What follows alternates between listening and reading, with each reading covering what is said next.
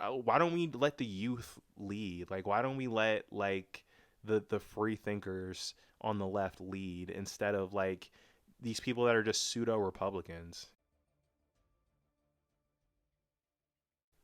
So Bernie Sanders, I would say, is the closest thing that the left has to like a Trump-like figure, someone who's like an outsider, that has a really long track record for having leftist values. I mean, there are pictures of Bernie Sanders literally walking with Martin Luther King, like marching with Martin Luther King. And Bernie Sanders, I think, is an independent still, and he just kind of aligns himself with the Democratic Party, probably just because he recognizes that it's the only party that's capable of winning, that is even mildly open to true progressive ideals. And it must really be a burn for Bernie, no pun intended, to see these weak sauce candidates get ran instead of him, when Bernie Sanders is probably the only leftist figure right now that can pull people from the right as well. Joe Rogan endorsed Bernie Sanders and now he's voted for Trump. And I don't even think that's like an uncommon thing. There are lots of people that were super aligned with Bernie Sanders' values, very populist, just like Trump, and the DNC pushed him out. The DNC pushed him out because it was Hillary Clinton's turn. You know what I mean? It was Joe Biden's turn, and then it was Kamala Harris's turn. When in reality, I think if you're not going to run someone that people actually like, how can you expect to win? You know what I mean? Even if you're going against Trump. But let's get into it. The vice president's loss in what he called a disastrous campaign, saying, quote, "It should come as no great surprise that a Democratic Party which has abandoned working class people would find that the working class has abandoned them." And independent Senator Bernie Sanders of Vermont joins me now. Senator Sanders, welcome back to Meet the Press. You know, I do think that the Democratic Party really does have a long way to go as far as appealing to workers.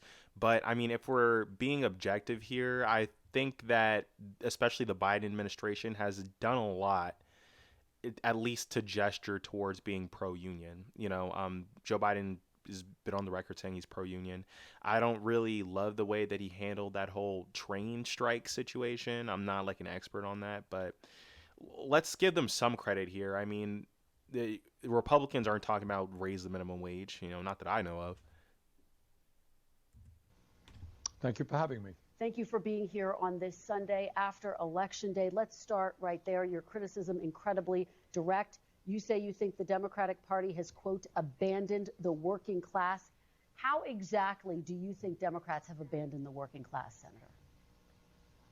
Look, the working people of this country are extremely angry. They have a right to be angry. That's really what separates Bernie from the rest, because I think Bernie Sanders really recognizes that Trump's power is fear and anger, and Bernie Sanders, I feel like he can really channel like a righteous anger, like not the kind where it's like, let's throw the country away in our path of destruction, but more it's like, okay, we're pissed off. Let's institute some meaningful change here.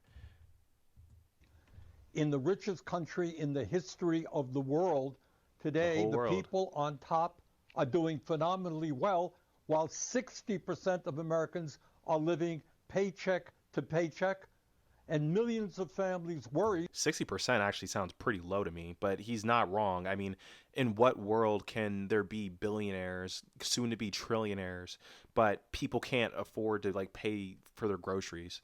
You know what I mean? It's like no one person creates $1 billion worth of value. There's just nobody does. Nobody does. That their kids are actually going to have a lower standard of living than they do. You got the top 1% owning more wealth than the bottom 90%. We're the only major country on earth not to guarantee health care to all of our people.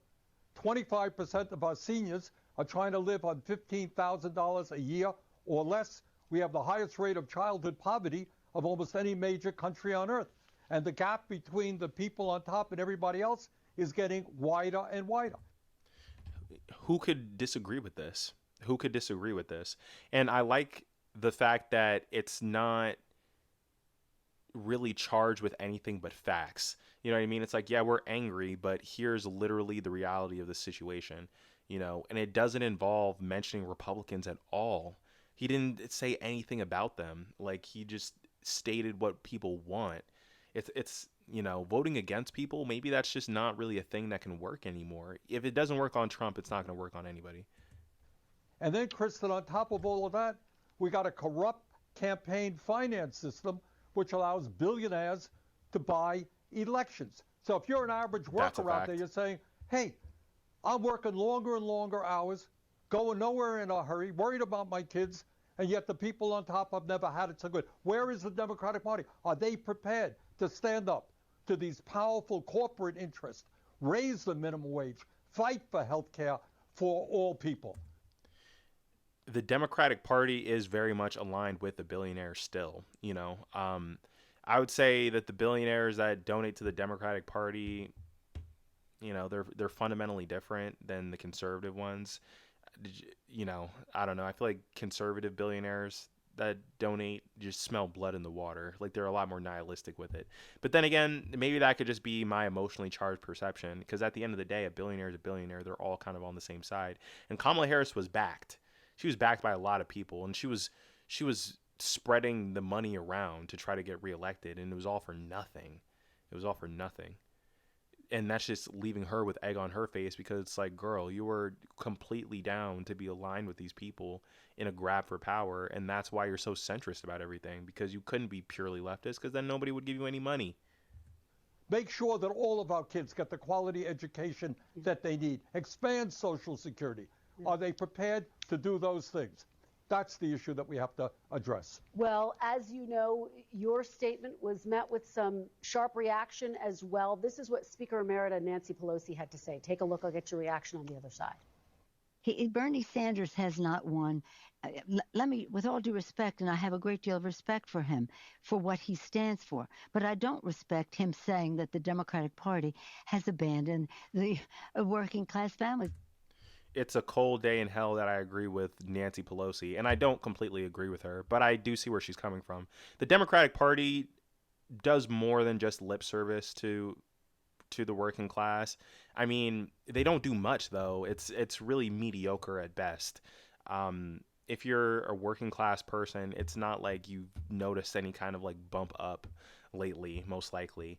So there's really no point of just drilling that talking point. And also too, Nancy Pelosi, you can tell she's condescending to him, because she just says Bernie Sanders has not won, and then she stopped herself. He hasn't won an election because you guys wouldn't let him run. You guys wouldn't even let him. You wouldn't even support him, even though like the juice was behind him.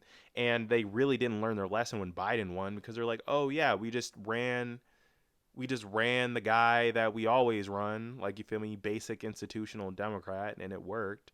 So why don't we just do it again? They were even foolish enough to think that Joe Biden himself would work again. No way, Jose. She doesn't know what she's talking about. And she's a huge part of the problem. I mean, I feel like a Democratic Party that's going to be successful in the future can't have Nancy Pelosi attached to it. I'm sorry. You know what I mean? There's just too much bad reputation, regardless of like the situation with her husband and all that. I could see why she'd want to stay in office, but Senator, how do you respond to Nancy Pelosi? Well, Nancy's a friend of mine, and we've worked together on many issues. But here's what a the classy reality. guy. I have to say to Nancy, in the Senate in the last 2 years, we have not even brought forth legislation to raise the minimum wage to a living wage, despite the fact that some 20 million people in this country are working for less than $15 an hour. In America today, we have not brought, in the Senate, we have not brought to the floor the PRO Act to make it easier for workers to join unions. We're not talking about defined benefit pension plans so that our elderly can retire with security. We're not. It's really sad that the things that he's saying are like deeply radical with the current political state of the United States. And that's before Trump too comes back into office. But even the Democrat status quo, it's like there's no way that anyone would vouch for this, even though it's very basic stuff. It's kind of stuff that's standard in places like Europe. Talking about lifting the cap on Social Security so that we can extend the solvency of Social Security and raise benefits. Bottom line, if you're an average working person out there, do you really think that the Democratic Party is going to the mats, taking on powerful special interests and fighting for you? Hell no. Hell no. Obviously not. Obviously not.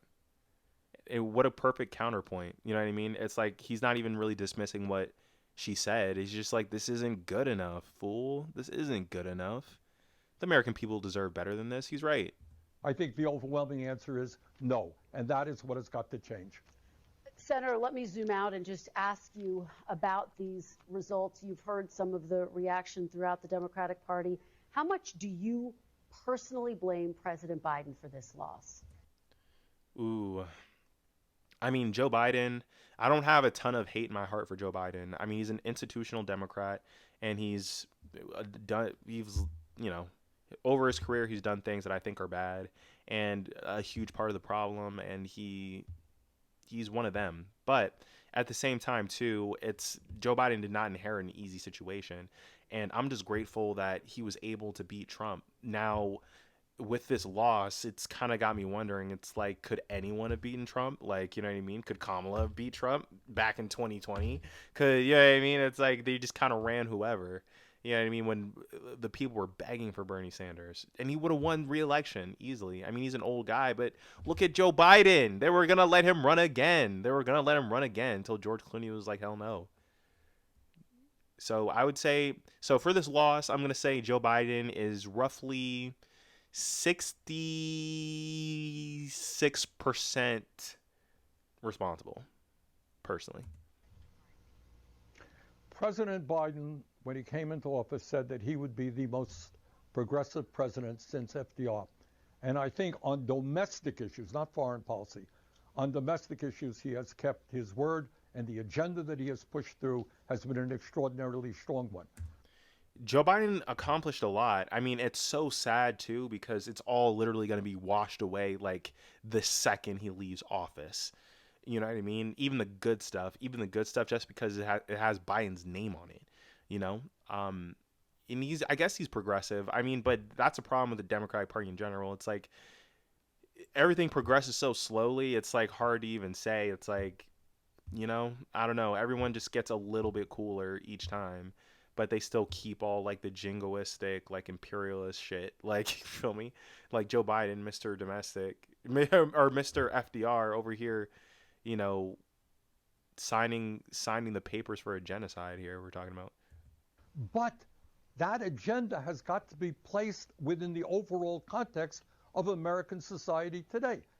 And that American society today is one in which tens of millions of working families and elderly people are struggling, while the people on top have never had it so good. But Senator, should he have gotten out of the race more quickly, as some are arguing?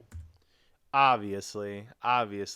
And, you know, I was wrong. Like, I was on the record saying, like, yo, Joe Biden shouldn't drop out. Not because I wanted him to, like, be president again necessarily, but more that I didn't trust the Democrats to put somebody up that could credibly defeat Trump. And, you know, clearly that was the case. I mean, I don't know if they ran a primary, if it would be better, but the problem is the fundamental bedrock of the DNC. It's like their style of running elections is just kind of weak and ineffective, and it's behind the times, which is weird because the Republicans can't even get like a notable celebrity to endorse them.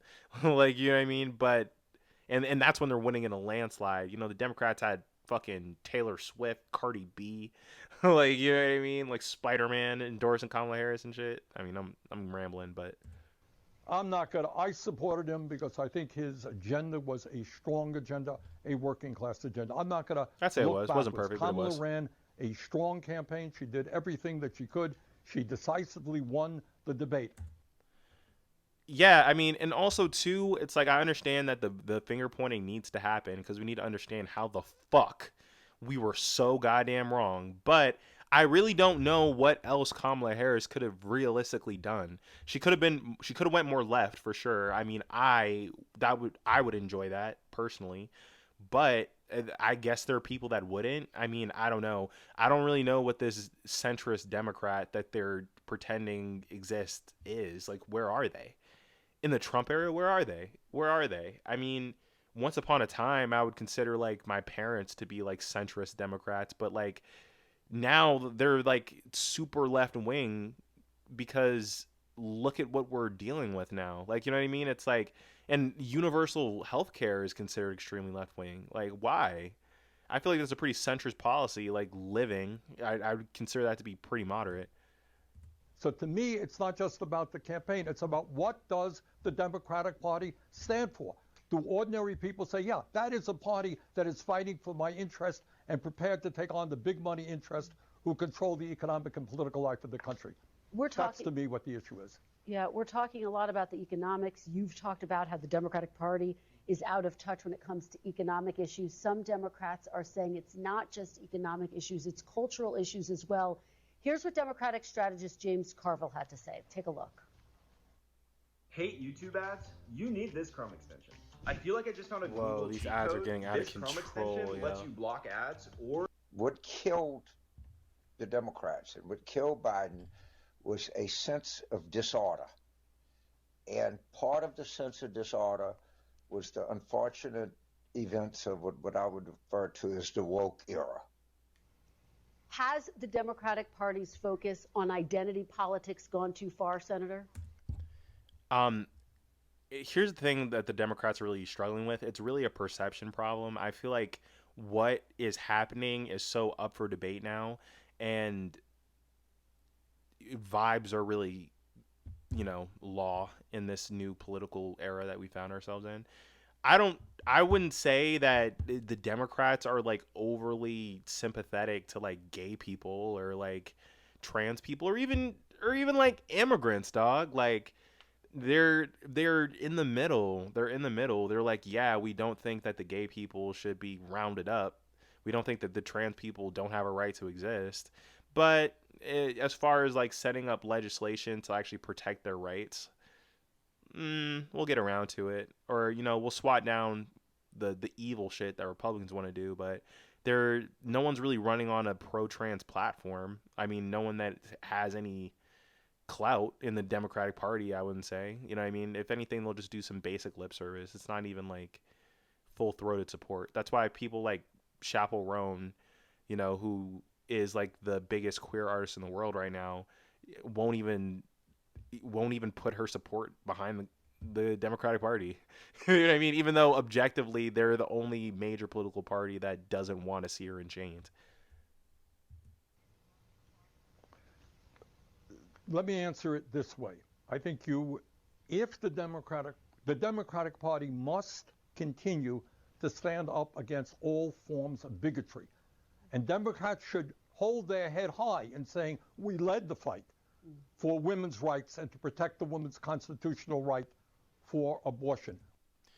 Man, look at this guy go. I mean, he's saying something very left-wing in a very centrist way. It's like, look, I don't give a fuck. Like, we defend people. Like, who cares? Like, you really, like, is this really what people care about? Like, he's right. Like, I feel like Bernie Sanders, I feel like, man, if he was the president of the United States, like, this energy would become infectious across the country. It's like, look, we take care of each other. That's that. Moving on. You know what I mean? We protect people's rights. Like, we're not weird about it. We're not holier than thou about it. That's just what we do. We're the workers. You know what I mean? We represent average people. Like, it's very average to not fit into this like heteronormative, racial normative box. We led the fight for civil rights, for gay rights. That is something we should be proud of. But it's not either or, Chris, and this is the problem. You can do both. You can do both. You can do both. Like, come on. Like, isn't this what you guys believe in? It's like, why are you trying to pick and choose which one will make you look the best? I mean, can't you just let your ideology lead with itself and then just offer practical solutions? Everything is just such a huge calculation because none of them really believe anything. They're just strategizing and shit. You could say that I'm for raising the minimum wage to a living wage, guarantee health care for all people, expanding Social Security. And by the way, I also support a woman's right to control her own body, etc. It's not either or, it's going forward in both directions. You know, I've been speaking to some Democrats who are concerned because now President-elect Trump has beaten 2 women candidates, and their concern is that it will make it more difficult to nominate a woman candidate in the future. Do you share that concern, Senator? Look, I really want a woman to be president. I feel like it's number one, it's been time, especially since women have contributed so much to this country. And I feel like it'll be proof that we've evolved in like a really fundamental way. That being said, given the chaos that's about to unfold by a completely far right wing American government, I want to run someone that's really like safe, to be honest. I want to run someone that's really safe. And Joe Biden kind of scratched that itch back in 2020. It's like, yo, Joe Biden, he's safe.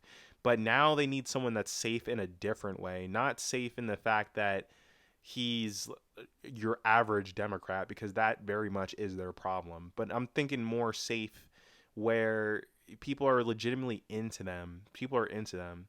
And why don't we let the youth lead? Like, why don't we let like the free thinkers on the left lead instead of like these people that are just pseudo Republicans, you know?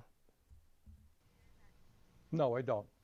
I think it's not a question. Look, I'm not going to deny that there is sexism in this country, that there's racism, there's homophobia. It's, you know what I mean? Like, I think Kamala Harris being a woman definitely didn't help her chances. I don't know if that killed her necessarily, but I don't know. You can never really underestimate how much sexism there is in the world. It's probably like the oldest form of bigotry, no? It's there.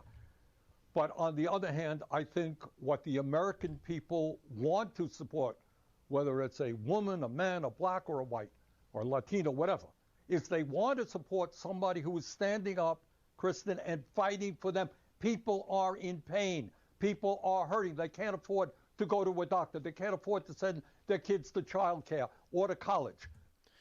He's right on the money with that too. I mean, I feel like at the end of the day, people just need a hero, even if it's not their ideal hero. You know, I think Donald Trump is a hero to a lot of people.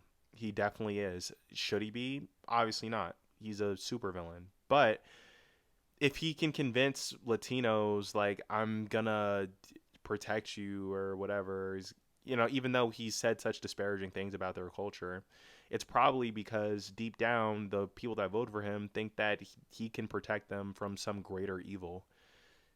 He is the greater evil, you know, obviously, but his narrative's effective for a reason. Like, we need a superhero. And Bernie Sanders is that superhero on the left, and it's too late for him. It's too late for him. I mean, he looks like a spry 83-year-old or whatever the fuck he is, you know, but oh man, what a missed opportunity his whole career was. They're worried about future generations and what kind of standard of living they will have. Here is the bottom line, and it has to be dealt with. You got an economy today doing phenomenally well for the people on top. It is not working for the working class. All right? How do we address those issues and in the richest country on the history of the world, create an economy that works for all? That is the issue. And by the way, what Trump did in his election is to say, I know that you're hurting. And the reason is they got millions of people coming across the border illegal. They're eating your dogs. They're eating your cats. He gave an explanation. It happened to be a pretty crazy explanation. There's really something to be said about just being able to be understood. People think that Democrats are liars even more so than Republicans, because when Democrats speak, it's so nuanced and calculated that it's obvious that you're like several layers behind what their actual intention is.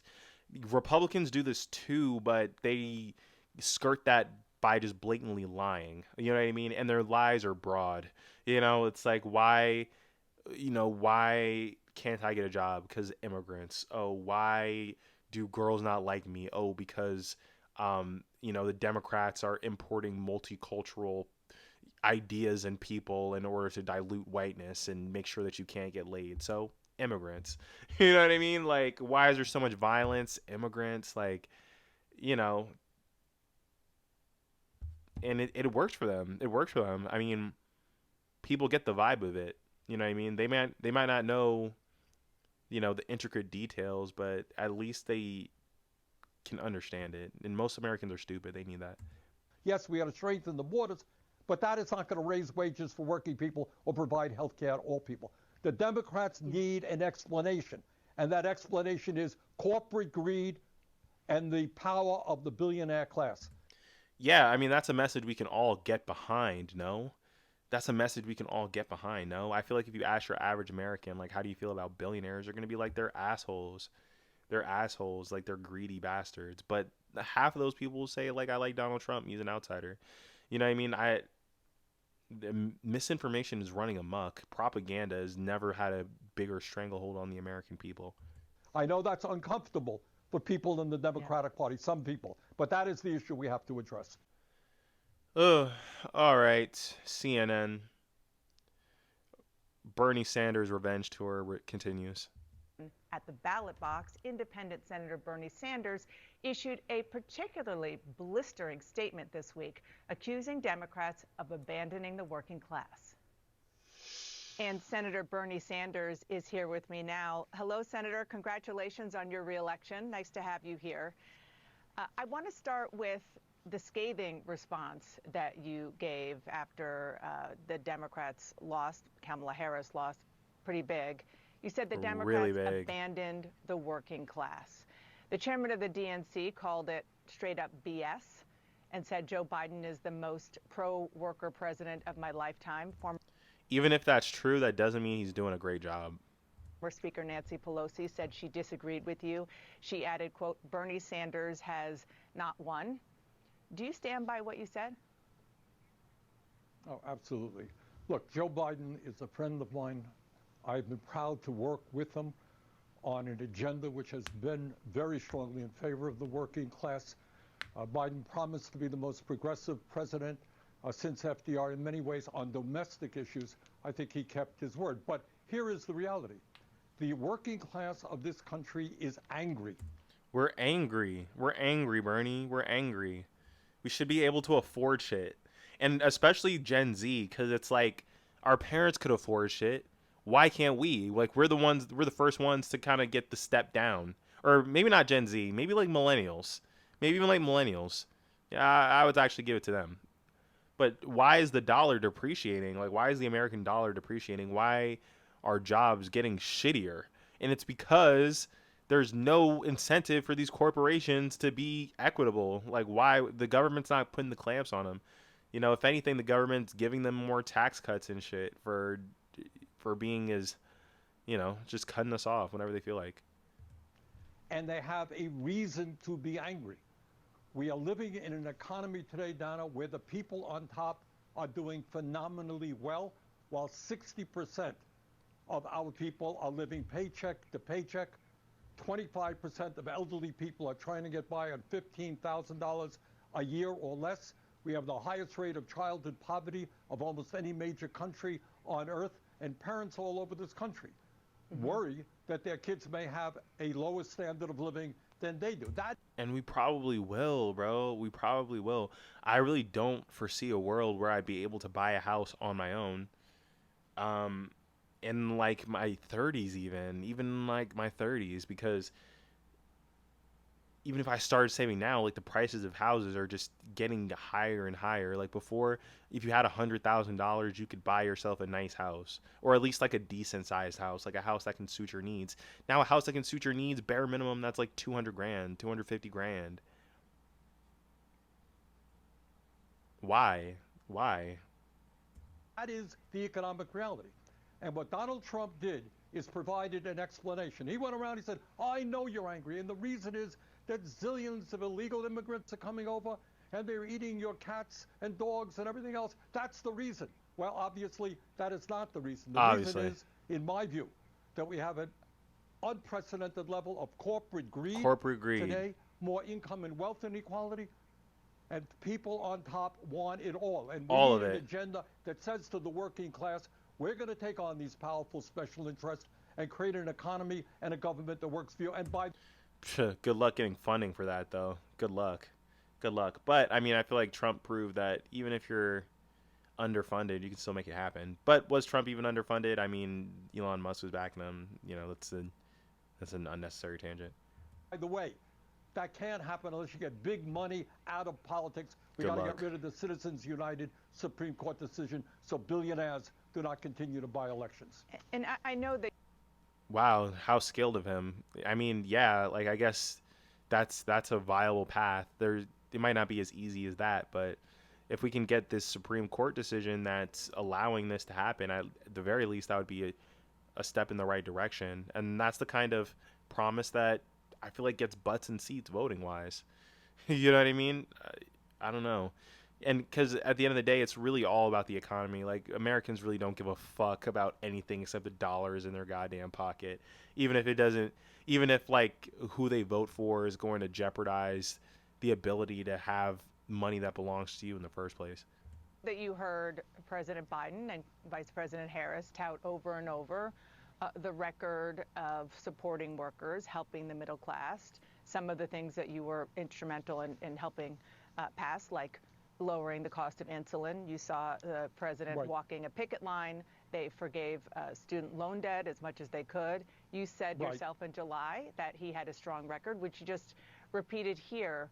So it sounds like it's not maybe as much about policies and more about messaging. And I think the policies that Kamala Harris ran on were reasonable and exciting. And then there's cool shit in there, like, oh, I'll legalize weed, like, super easy to understand, suits my interests, thank you. Her talking about like the tax cut, like the middle class tax cut, it was too much jargon. I mean, and I'm someone that follows politics very closely and was caping for Kamala Harris, but like, I couldn't even explain what the fuck her economic plans were. Probably because they were more calculated and a little bit more reasonable, and she wasn't over-promising. But Trump just offers you the sky. Like, I'll give you the sun, the moon, and the stars if you vote for me, bitch. You feel me? And she doesn't have to be exactly like that, but she could take some tricks out of his handbook. It would have helped her. Communication? It's not messaging, Donna. It's a fundamental understanding of saying, look, the Biden administration has done a lot of good things. It has. Period. We should all be proud of that. I am. It has to be put in the broad context of the reality of the American economy today. Yeah, because it's like, what's all this good if my life is still shitty? Like, even if like America's objectively better, like, what does it matter if my life is still shitty? Fuck it. And that is when you have 3 people on top owning more wealth than the bottom half of American society. When you have millions and millions of people working for starvation wages, you got to speak to that reality. So you could say, look, we're proud of what we have accomplished, but we have so much more to do to create the kind of government and nations that work for all of us and not just the few. That's my critique. It's not that the Biden administration did not do a lot of good things, but it has to be put into an... I feel like the Biden administration's biggest sin was just being mediocre. And there are certain things I think Joe Biden did an A+ on, like, great job. There's certain things he did an F on. Like, what the fuck? What the fuck is this Gaza war, motherfucker? Yo, you should have course corrected down that like months ago. You had kid gloves on with Trump.